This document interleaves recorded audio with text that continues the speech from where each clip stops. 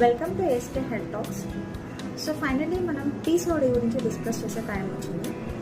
So ముందుగా నేను PCOD అంటే ఏంటో మీకు చెప్తా. అంతకన్నా ముందు మీకు ఒకటి ఫిగర్ అనేది చూపిస్తా. దాని నుంచి మీకు ఎక్స్ప్లెయిన్ చేయడానికి ఇంకొంచెం ఈజీగా ఉంటుంది.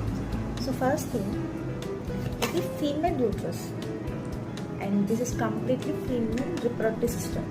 సో ఇక్కడ ఏం జరుగుతుందంటే మనకి పీసీఓడి అనేది అసలు ఎక్కడ వస్తుంది అనేది కొంచెం డెప్త్గా ఇన్ఫర్మేషన్ అనేది తెలిసిపోతుంది. ఓకేనా? పీసీఓడి అంటే ఏంటి అసలు? దాని పాలిసిస్టిక్ ఓవేరియన్ డిసీజ్ అని మనం అంటున్నాం, లేకపోతే తెలుగులో దాన్ని మనం పాలిసిస్టిక్ అండాశయ వ్యాధి అని పిలుస్తాం. సో అండాశయ వ్యాధి అంటే మీకు అక్కడ అర్థం అవ్వాలి, అంటే ఆ అండం దగ్గరే ప్రాబ్లం అన్నది. సో ముందుగా నేను మీకు చెప్పేది ఏంటంటే, సో ఇది కదా ఫీమేల్కి రిప్రొడక్టివ్ సిస్టమ్. సో ఈ రిప్రొడక్టివ్ సిస్టంలో మేజర్ ఇప్పుడు పీసీఓడి ఎఫెక్ట్ అయ్యే పార్ట్ ఇది. సో వీటిని ఓవరీస్ అంటారు, 2 sides ఉంటాయి. సో ఇది నార్మల్ ఓవరీ, ఇది సిస్ట్ ఫార్మేషన్ ఓవరీ. అంటే నార్మల్గా మనకి అసలు ఓవరీస్ ఏం చేస్తాయి? అయితే ఓవరీస్ పనితీరు ఏంటి అసలు? ముందుగా అండాశయాల నుంచి అండం విడుదల అనేది జరుగుతుంది.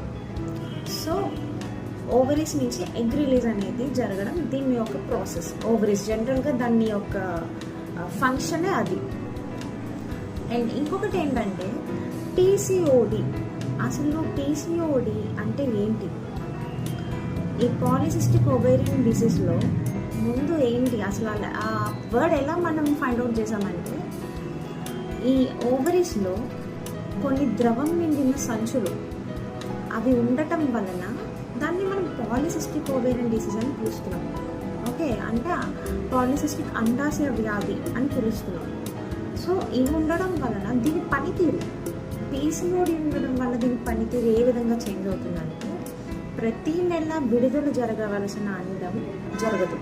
అంటే ఎవ్రీ మంత్ ఏదైతే ఎగ్ అనేది రిలీజ్ అవుతుందో ఆ ఎగ్ రిలీజ్ ప్రాసెస్ జరగకుండా ఇది స్టాప్ చేస్తుంది. సో ఇక్కడ ప్రాబ్లం మెయిన్ పీసీఓడి కారణాలు. Firstly hormonal imbalance. సో ఫీమేల్స్లో కొన్ని హార్మోన్ చేంజెస్ వల్ల ఏం జరుగుతుందంటే పీసీఓడి వచ్చే అవకాశం ఉంది. మరియు జెనెటిక్ ప్రీడిస్పోజిషన్, అంటే వాళ్ళల్లో ఆల్రెడీ కొన్ని హెల్త్ ఇష్యూస్ వల్ల మేబీ పీసీఓడి వచ్చే అవకాశం కూడా ఉంటుందన్నమాట. అయితే పీసీఓడి వల్ల ఏం జరుగుతుంది? ఫస్ట్ ఏంటంటే పీసీఓడి వల్ల ముందు మెన్స్ట్రువల్ సైకిల్ అనేది డిస్టర్బ్ అవుతుంది. అంటే ప్రతి నెల పీరియడ్ సైకిల్ అనేది చేంజ్ అయిపోతుంది. అండ్ ఇంకొకటి ఏంటంటే ఎవరైతే ప్రెగ్నెంట్ అవ్వాలనుకుంటున్నారో వాళ్ళకి ఆ అవకాశం చాలా తక్కువ ఉంటుంది. సో పీసీఓడి వల్ల కొంచెం ఈ చేంజెస్ వల్ల ఏం జరుగుతుందంటే కన్సీవ్ అవ్వటం కొంచెం కష్టంగా మారుతుంది. కొన్నిసార్లు ఫీమేల్ హార్మోన్స్ కన్నా మేల్ హార్మోన్స్ డెవలప్ అవ్వడం అండ్ మొత్తం హార్మోన్స్ని డిస్టర్బ్ చేసి ఇంబ్యాలెన్స్ చేయడం జరుగుతుంది పీసీఓడితో.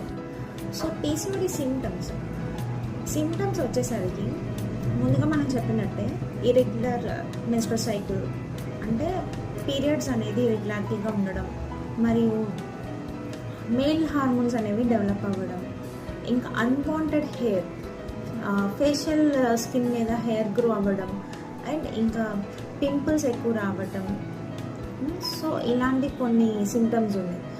మోరోవర్ మనకి ఇన్ఫర్టిలిటీ కంప్లైంట్స్, అన్వాంటెడ్ వెయిట్ అనేది గెయిన్ అవ్వటం. సో పీసీఓడి వల్ల ఇన్ని ప్రాబ్లమ్స్ అనేది ఫేస్ చేయాల్సి వస్తుంది. సో ఇక్కడ మెయిల్ హార్మోన్స్ ఏం రిలీజ్ అవుతుందంటే ఇన్హిబిన్, ఆండ్రోజన్ అండ్ రిలాక్సిన్, ఇలాంటి కొన్ని మేల్ హార్మోన్స్ అన్ని పీసీఓడి ఉన్నప్పుడు ఎక్కువ డెవలప్ అవుతుంది. సో దానివల్ల ఇంకా ఆ ప్రాబ్లం అనేది ఎక్కువ కొంచెం బలపడుతుంది అన్నమాట. సో పీసీఓడికి ట్రీట్మెంట్ ఏంటంటే, ఫస్ట్ మనం ప్రిఫర్ చేయాల్సింది లైఫ్ స్టైల్ మోడిఫికేషన్, అంటే ఫిజికల్ యాక్టివిటీస్, ఎక్సర్సైజెస్ మంచిగా పెట్టుకోవాలి.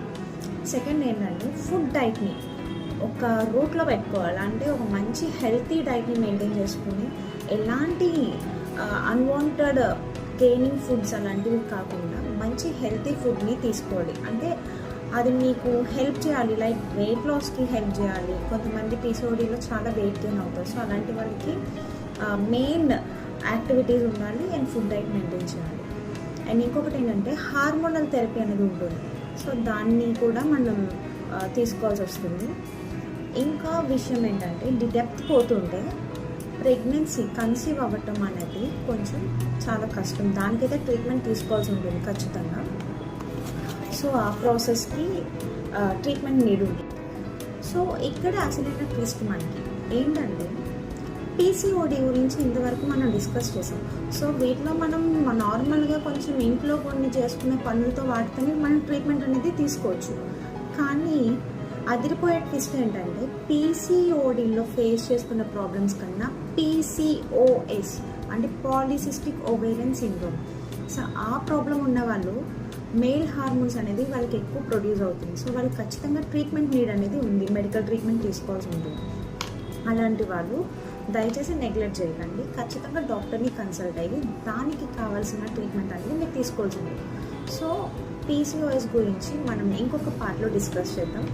జై శ్రీకృష్ణ, రాధే రాధే.